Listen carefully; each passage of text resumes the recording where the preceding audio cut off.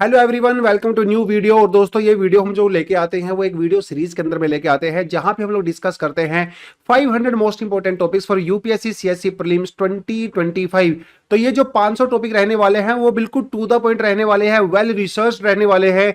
और अगर आप 2025 के लिए एग्जाम दे रहे हो तो ये 500 टॉपिक्स आपके लिए बहुत ही ज्यादा क्रूशियल हो सकते हैं अगर आप सीरियसली इस एग्जाम को क्लियर करना चाहते हो। तो दोस्तों, आज इस वीडियो में हम लोग कौन कौन से 5 टॉपिक डिस्कस करने वाले हैं एक बार ब्रीफली आपको मैं बता देता हूं। कार्बन बेयरिंग मिनरल्स और मार्स, तो एक बड़ी ही शानदार एक लैंडमार्क डिस्कवरी हुई है जहां पे मार्स के सरफेस पे कुछ रॉक्स के अंदर, कुछ मिनरल्स के अंदर कार्बन पाया गया है। और इससे शायद ये पता लगाया जा सकता है कि पास्ट में मार्स के ऊपर शायद किसी ना किसी तरह की लाइफ रही होगी। तो इस टॉपिक को हम लोग यहां पे करने वाले हैं। दूसरा, केरला ने आईआईटी बॉम्बे के साथ मिलकर कमाल का एक प्रोजेक्ट लॉन्च किया है जिसे कहा गया है व्हीकल टू ग्रिड, यानी कि V2G टेक्नोलॉजी। इसके बारे में बात करेंगे। उसके अलावा जब हमने सीपीयू सुना होगा, जीपीयू सुना होगा, आज एक नई बात करने वाले हैं जिसे बोलेंगे टीपीयू, यानी कि टेंसर प्रोसेसिंग यूनिट, जो कि गूगल ने लॉन्च किया है।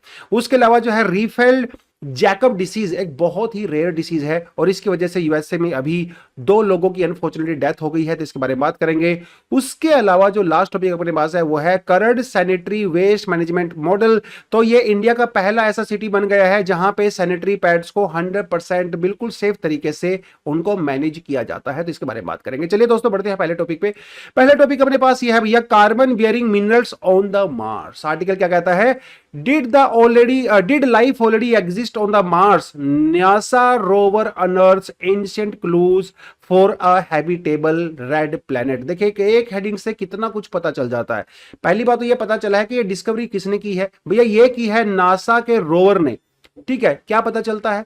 इससे पता चलता है कि शायद नासा के ऊपर सरफेस पे मिलियंस ऑफ ईयर्स पहले शायद वहां पे ऐसी कंडीशन रही होंगी जिससे वहां पे शायद लाइफ पॉसिबल रही होगी। और मार्स को हम लोग रेड प्लेनेट भी कहते हैं, तो ये भी आपको यहां से पता चलता है। तो अब देखिए जरा, आगे बढ़ते हैं। आर्टिकल क्या कहता है भैया, मार्स के ऊपर एक क्रेटर है बहुत बड़ा जिसे बोलते हैं गेल क्रेटर। देखिए, क्रेटर ना कई तरीके से बन सकते हैं, लेकिन क्रेटर बनने का एक जो बहुत ही कॉमन तरीका वो ये है, जब बहुत बड़ा एस्ट्रॉइड हिट करता है तो वहां पे एक क्रेटर क्रिएट हो जाता है। हालांकि वल्केनिक इरप्शन से भी क्रेटर बन सकता है, लेकिन यहां पे उसकी बात हम लोग नहीं कर रहे हैं। तो एक बहुत बड़ा क्रेटर है जिसका नाम है गेल क्रेटर। इस गेल क्रेटर के ऊपर नासा का जो रोवर है, ये जो मशीन आपको नजर आ रही है इसको रोवर कहते हैं। ये हम लोगों ने 2011 के अंदर इसको लॉन्च किया था 26 नवंबर को। तब से ये वहां पे घूम रहा है और इस रोवर के अंदर एक बहुत बढ़िया केमिस्ट्री लैब भी है।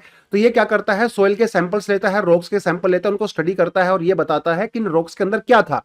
अभी इस रोवर की जो केमिस्ट्री की लैब है, इसको क्यूरोसिटी रोवर कहते हैं। वैसे इसका नाम है क्यूरोसिटी रोवर, बड़ा फैंसी सब बढ़िया नेम है, ऐसा लगता है किसी मूवी का नाम है। तो इस रोवर ने वहां पे कुछ रॉक्स को आइडेंटिफाई किया है और ये कार्बोनेट मिनरल्स हैं जिनको कहा जाता है सिडराइट। तो सिडराइट को वहां पे उसने डिस्कवर किया है। और बताइए जरा, देखिए, which contain the carbon and oxygen and in the sulphate rich layers of Martian rock. तो यहां पे जो इन रॉक्स के अंदर जो है सल्फेट काफी ज्यादा मात्रा में पाई गई है, ऑक्सीजन है, कार्बन है और इस मिनरल का नाम है सिडरेट। आपको याद रखना है। अब देखिए जरा, द रॉक्स कंटेनिंग 5 to 10% सिडरेट। अगर किसी रॉक के अंदर जनरली 5 to 10% सिडरेट होता है, मतलब कार्बन कंटेंट उसके अंदर अच्छा खासा होता है। इससे यह पता चलता है कि वहां पे शायद उसकी जो मार्स की क्रस्ट है उसमें काफी ज्यादा कार्बन ट्रैप हो सकता है। हो सकता है पास्ट में बहुत ज्यादा हो, अभी थोड़ा सा कम हो गया हो, इसकी पॉसिबिलिटी नजर आती है, लेकिन पास्ट में तो रहा होगा ना। वहां पे कार्बन आया कैसे? देखिए, अर्थ के ऊपर जो लाइफ है ना वो कार्बन बेस्ड लाइफ है। ठीक है, आपकी बॉडी में लाइफ कार्बन है, मेरी बॉडी में जितना भी फ्लोरा एंड फौना नजर आता है सब में कार्बन है। तो बाद में ये कार्बन जो है क्रस्ट के अंदर ट्रैप हो सकती है, जो यानी इन्होंने डिस्कवर किया है। उसके अलावा कार्बन के अलावा इन्होंने यहाँ पे आयरन ऑक्सी हाइड्रोक्साइड भी यहाँ पे देखने को मिला है। ठीक है, और ये जो आयरन ऑक्सीहाइड्राइड्स है ये एसिडिक वाटर के अंदर डिसोल्व हो सकता है और उस वजह से शायद यहाँ की क्रस्ट में पाया गया होगा। और उसके बाद इवेपोरेशन की वजह से, मतलब किसी और चीज की वजह से हो सकता है ये एटमॉस्फेयर के अंदर थोड़ा बहुत ये लीक हो गया होगा, ऐसी पॉसिबिलिटी नजर आती है।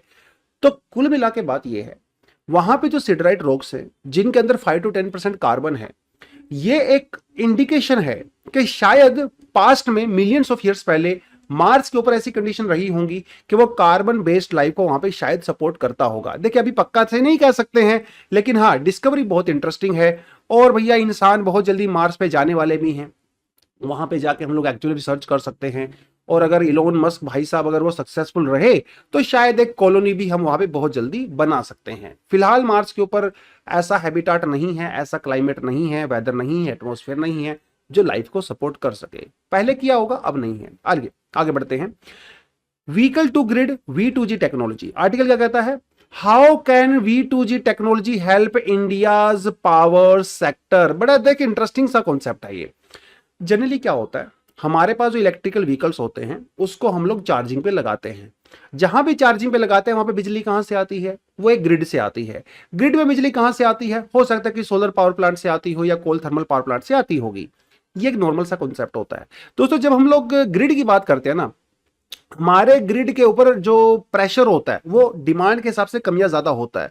जैसे यूजली बात करें, दिन के टाइम पे शायद प्रेशर उतना ज्यादा नहीं होता है, लेकिन इवनिंग के टाइम पे प्रेशर बहुत ज्यादा होता है, क्योंकि लोग घरों के अंदर आते हैं, एसी का यूज करते हैं, कूलिंग का यूज करते हैं, तो प्रेशर ज्यादा होता है। तो हमारे ग्रिड पे जैसे समर में प्रेशर ज्यादा हो जाता है, विंटर में थोड़ा सा कम हो जाता है, तो ग्रिड के ऊपर भी प्रेशर कम या ज्यादा होता रहता है। अब होता क्या है, हमारे जो इलेक्ट्रिकल व्हीकल्स हैं, हम इनको जनरली एक चार्जर पर लगा के इनको चार्ज कर लेते हैं। अब ये तो बड़ी सिंपल सी चीज हो गई।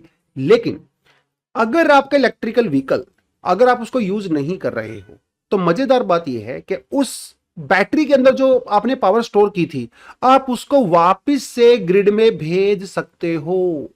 यानी कि ये एक बाय डायरेक्शनल चार्ज की तरह काम करेगा। आप ग्रिड से गाड़ी को चार्ज कर सकते हो और गाड़ी से ग्रिड में वापस इलेक्ट्रिसिटी को भेज भी सकते हो। ये बड़ा यूनिक सा कॉन्सेप्ट है जो कि केरला के इलेक्ट्रिसिटी बोर्ड ने आईआईटी बॉम्बे के साथ मिलकर डेवलप किया है, और इसको बहुत जल्दी हम लोग यहां पे लॉन्च भी करने वाले हैं।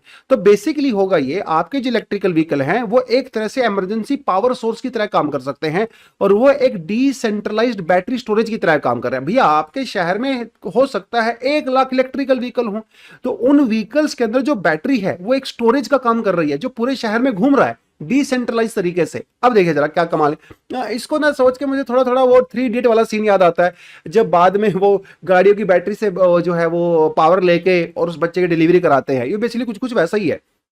तो ये एक इमरजेंसी पावर सोर्स है। अब मान लो भाई कहीं भी साइक्लोन आ गया, लैंडस्लाइड आ गया, अर्थक्वेक आ गया, और आपका जो ग्रिड है वो फेल हो गया। उस केस में, इमरजेंसी वाली सिचुएशन में, हम लोग आसपास की गाड़ियों से ग्रिड को चार्ज करके बिजली भेज सकते हैं। तो किसी हॉस्पिटल में या कहीं पे भी इलेक्ट्रिसिटी दी जा सकती है। इसे कहा गया है व्हीकल टू ग्रिड टेक्नोलॉजी। अब ये जो टेक्नोलॉजी कब कब काम कर सकती है? देखिए, इमरजेंसी की सिचुएशन में काम कर सकती है। दूसरा, अगर आपको ऐसा लगता है कि आपकी गाड़ी के अंदर बैटरी बहुत सारी है और आपको 15 दिन के लिए जो है कहीं घूमने बाहर जाना है, आपने इलेक्ट्रिकल व्हीकल में नहीं जाना है, तो आप उसको ग्रिड में भेज के वापस पैसा भी कमा सकते हो। देखिए भाई, सीधी सी बात है, जब गाड़ी को चार्ज करते हो तो पैसा तो देते ही हो ना, बिजली का बिल आता है। अब इस बिल को वापस भेज दीजिए, आप वो पैसा वापस ले लीजिए, उसको पैसा अर्न कर लीजिए। ये जो चीज है अभी यूरोपियन यूनियन की कुछ कंट्रीज में या कैलिफोर्निया वगैरह में इसको यूज किया जा रहा है। वहां पे लोगों को काफी ज्यादा इंसेंटिव दिया जाता है इस चीज के लिए, तो ये वहां पे यूज होता है। अब देखिए, जब ग्रिड के ऊपर बहुत ज्यादा प्रेशर हो जाता है, और या फिर हमारा थर्मल पावर प्लांट या सोलर जो पावर प्लांट है उसके ऊपर प्रेशर हो जाता है ग्रिड के ऊपर, मतलब ओवरऑल, उस केस में ग्रिड के ऊपर प्रेशर को थोड़ा सा कम करने के लिए इन बैटरी से जो है वो बिजली ली जा सकती है। तो बड़ा यूनिक सा कॉन्सेप्ट है, केरला के अंदर इसको यूज हुआ है। तो प्रीलिम्स में कई तरीके से आपसे यहां से क्वेश्चन पूछा जा सकता है। उसके अलावा आगे बढ़ते हैं। TPU, tensor processing unit, article क्या कहता है? AI basics, how TPU is different from CPU and GPU. देखिए, आपने कंप्यूटर वगैरह का यूज किया होगा, लैपटॉप का यूज करते होंगे, आप हमेशा वहां पे 2 वर्ड सुनते होंगे जिसे बोलते हैं सीपीयू और जीपीयू बोलते हैं। देखिए, सीपीयू तो शुरुआत से यूज करते हैं, अब थोड़ा कुछ टाइम पहले जीपीयू यूज करने लगे हैं। अब एक और कॉन्सेप्ट आ गया टीपीयू। हालांकि ये आर्टिकल सीपीयू और जीपीयू के बारे में नहीं है, थोड़ा सा आपको मैं बता देता हूं। सीपीयू का सिंपल सा मतलब होता है जो कि सेंट्रल प्रोसेसिंग यूनिट होती है। हमारे कंप्यूटर के अंदर एक टाइम पे हम लोग कई सारे एप्लीकेशन ओपन करते हैं, एक टाइम पे कई सारे जो है ऑपरेशंस करते रहते हैं। आपने कैलकुलेटर भी ओपन किया हुआ है, कोई वेबसाइट भी ओपन किया है, आप गेम भी खेल रहे हो, आप कुछ वर्ड लिख भी रहे हो, तो ये सारे के सारे जो प्रोसेस हैं वो आपका सीपीयू करता रहता है। लेकिन सीपीयू इन सारी प्रोसेस को सीक्वेंसली करता है, मतलब पहले एक प्रोसेस करेगा, फिर दूसरी, फिर तीसरी, फिर चौथी। लेकिन उस वजह से थोड़ा स्लो डाउन हो जाता है।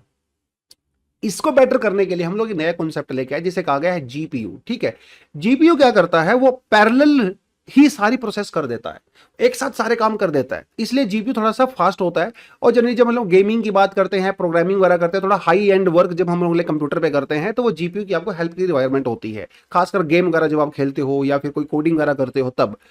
अब आ गया नया कॉन्सेप्ट जिसे बोलते हैं टीपीयू। टीपीयू मतलब tensor processing unit. Tensor processing unit दोस्तों ये जीपीयू और सीपीयू की तरह काम करता है, लेकिन ये हाईली सेंट्रलाइज्ड होता है। हाईली सेंट्रलाइज्ड का मेरा मतलब यहां पे ये है कि ये किसी एक टास्क के लिए बनाया गया होता है, ये बाकी टास्क नहीं करेगा, सिर्फ एक ही टास्क करेगा। और ये 2015 में किया था भैया गूगल ने लॉन्च, एक हार्डवेयर यूनिट है और इसको किया जाता है किसके लिए? आर्टिफिशियल इंटेलिजेंस के लिए। और तब से लेके गूगल हर साल कुछ ना कुछ नया वर्जन निकालता है और अब लेटेस्ट जो ये चिप निकाली है गूगल ने, उसका नाम रखा गया आयरन वुड। तो आयरन वुड एक सीपीयू और जीपीयू से फास्ट एक प्रोसेसिंग यूनिट है जिसको बोला गया है टेंसर प्रोसेसिंग यूनिट। तो जैसे जो एआई होता है, न्यूरल जो नेटवर्क होते हैं जो काफी ज्यादा मेमोरी खर्च करते हैं या पावर लेते हैं, वहां पे हम इसका यूज कर सकते हैं। तो जो आर्टिफिशियल इंटेलिजेंस या मशीन लर्निंग जैसी चीजें होती हैं, जैसे सर्च इंजन होता है, यूट्यूब होता है, डीप माइंड होता है, यहां पे गूगल जो है टीपीयू का यूज करता है। उस पर्सपेक्टिव से थोड़ा सा आपको पता होना चाहिए। आगे बढ़े। नेक्स्ट जो आर्टिकल है वो एक डिसीज के बारे में है जो है र्यूफेड जैकब डिसीज। क्या कहता है देखिए article, what is the rare brain disease which causes sponge like holes in the brain. यार कितना सुनने भी खतरनाक लग रहा है। आप यहां पे ब्रेन की फोटो देखिए जरा, जो राइट साइड में आपको नजर आ रही है ये डिसीज वाला है। तो बेसिकली इसने क्या किया, ब्रेन के अंदर ना एक स्पंज के जैसा एक होल क्रिएट कर दिया और जिसको ये बीमारी हो जाती है विद इन 1 ईयर उस पर्सन की डेथ हो जाती है। इसको बोला जाता है र्यूफेड जैकब डिसीज। ये इतना रेयर डिसीज है कि 1 पर मिलियन 10 लाख लोगों में 1 या 2 केस ही आपको हर साल देखने को मिलेंगे। इतना रेयर डिसीज है और अमेरिका में 2 लोग जो है इसकी वजह से मर गए हैं। तो ये एक बेसिकली रेयर ब्रेन डिसऑर्डर है। ये डिमेंशिया की, इससे डिमेंशिया हो जाता है और डिमेंशिया से बल्कि थोड़ा ज्यादा खतरनाक ही होता है। इसमें होता क्या है, हमारे ब्रेन के अंदर कुछ प्रोटीन्स वगैरह होते हैं जिसे हम लोग प्रायोन्स कहते हैं। तो ये जो प्रोटीन्स होते हैं कभी कभी वो एबनॉर्मली जो है फंक्शन करना शुरू कर देते हैं और उस वजह से हमारे ब्रेन में इस तरह का ये होल सा जो है वो क्रिएट हो जाता है।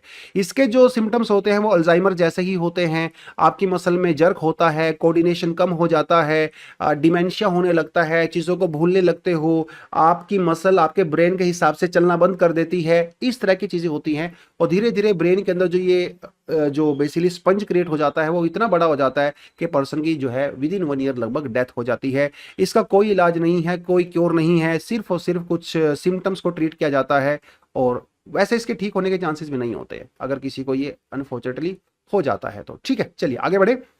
नेक्स्ट जो टॉपिक अपने पास आता है वो है Karad sanitary waste management model. Article क्या कहता है, डीडी न्यूज का आर्टिकल है, Karad sets benchmark in sanitary waste management with 100% safe disposal. तो भैया ये हमारे देश का पहला ऐसा सिटी बन गया है जहां पे सैनिटरी पैड्स का 100% सेफ डिस्पोजल किया गया है। तो एग्जाम में आर्टिकल आपने इतना ही पूछ लेगा, वो ज्यादा डिटेल में जाएगा भी नहीं।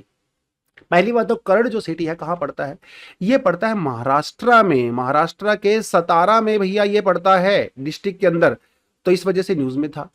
अब होता क्या है, जैसे जो सैनिटरी पैड्स होते हैं, नैपकिन्स वगैरह होते हैं, जो टॉयलेट्स होते हैं, जो स्कूल्स वगैरह होते हैं, कॉलेज होते हैं, वहां पे अलग से रेड कलर के डस्टबिन रखे जाते हैं। उन डस्टबिन के अंदर इनको कलेक्ट किया जाता है, सेग्रीगेट किया जाता है पब्लिक टॉयलेट्स वगैरह से। और ये पूरी तरह से वीमेन लेड अवेयरनेस प्रोग्राम है। बाद में जो है जैसे ये आपको ये लेडी यहाँ पे नजर आ रही होगी, वो जितने भी सैनिटरी पैड्स वगैरह होते हैं उनको कुछ प्रोसेस करके उसको जला दिया जाता है हाई टेम्परेचर पे, लगभग 1200 डिग्री सेंटीग्रेड टेम्परेचर पे उसको जला दिया जाता है, जिसकी वजह से वेस्ट भी यहाँ पे मिनिमम होता है।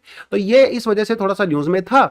हालांकि ये जो प्रोग्राम है पूरे का पूरा प्रोजेक्ट है, इसको स्केल किया जा सकता है इंडिया में और भी जो छोटी सिटीज हैं वहां पे इसका यूज किया जा सकता है और पूरे इंडिया में एज अ मूवमेंट इसका यूज किया जा सकता है। तो दोस्तों ये थे आज के 5 टॉपिक। आई होप हम टॉपिक ने सारे टॉपिक्स को थोड़ा बहुत हम लोग ने ठीक ठाक से डिस्कस किया है। अगर आपकी एग्जिस्टिंग इन्फॉर्मेशन के थोड़ा बहुत हम लोगों ने वैल्यू एडिशन किया है तो वीडियो को लाइक जरूर करें। अगर आपके फ्रेंड्स यूपीएससी की तैयारी करते हैं या फिर किसी और एग्जाम की भी तैयारी करते हैं, आप इस वीडियो को उनको शेयर कर सकते हो। तो दोस्तों आज के लिए इतना ही था। Thank you very much, all the best, जय हिंद।